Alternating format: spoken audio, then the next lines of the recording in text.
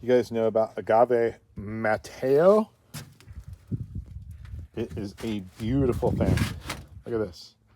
Here's a really big 5-gallon. We grew a whole bunch up here at our ranch. We're going to shift them down to Richmond, where you guys will see them. And this is such a fabulous plant. I absolutely love it. Let me tell you what I love about it. First of all, let me tell you how it came to be. Back in 1999, San Marcos growers down in Santa Barbara, California, bought a bunch of seed from a cactus nursery in Texas that was wild collected in Mexico. And it was supposed to be seed for Agave Bracteosa, and I'll show you that. I've got some of these over there. However, one of the employees, San Marcos growers, 4 years later, noticed in amongst all the seedlings that one of them looked very different. And it was dark green, it was bigger, and it was, very, very cool. So they separated it and they grew it, and then they tissue cultured it. They made a whole bunch of them, and now the plant is out there. It's so cool. Look, no thorns really, has a little bit of serration, but not so bad. The tips aren't so bad, you can touch them. So it's really considered like a thornless agave. It does make offshoots, and so it'll make a nice little clump. What I like most about it is it's super dark green, and it makes for a really beautiful ground cover because of the suckers that come out. It'll almost look like a big, beautiful, dark green bunch of grass, like wide-bladed grass. But unlike grass, it's super drought tolerant. You don't need to water this stuff at all.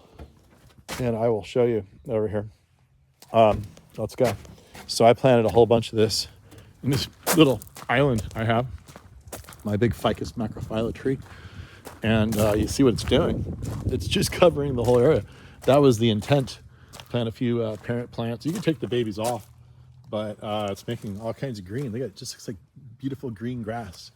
Like I said, it doesn't need any water whatsoever. So I'm hoping that whole thing will just fill out into this big, beautiful, grassy, conglomeration of island in this. And I'll show you what one of the parents looks like. I don't know if I have the other parent here. I may.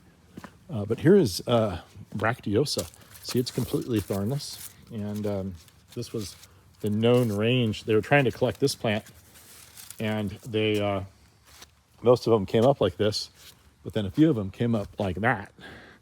And therefore they assume, they can't prove it, but they assume that it's a natural hybrid between this plant and there's another one called Lopantha.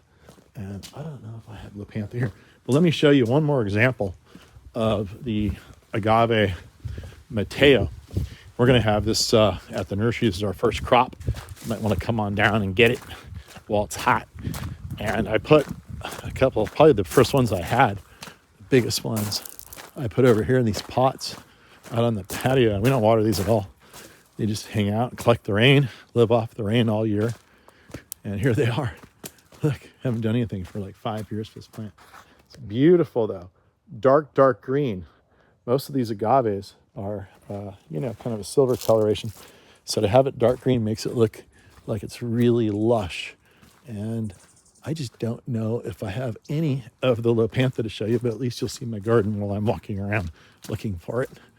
My half-finished garden. My daughter's getting married here this spring, so I have to really get in the groove of things, get it all finished up. I thought I had a Lopantha down here somewhere.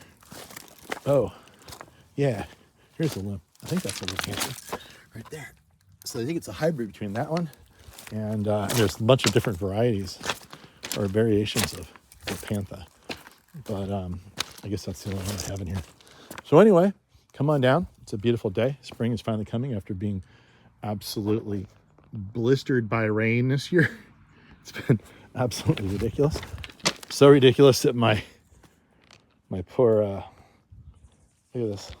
My poor, come on, Gary, what's the name of this plant? Ocotillo. Oh, not only fell over, it rotted. Oh, it's been that kind of year. Look, it's still alive too. I'm gonna pot it up. It'll just root out again. But it's been a rough winter for no frost, but lots and lots of soggy rain.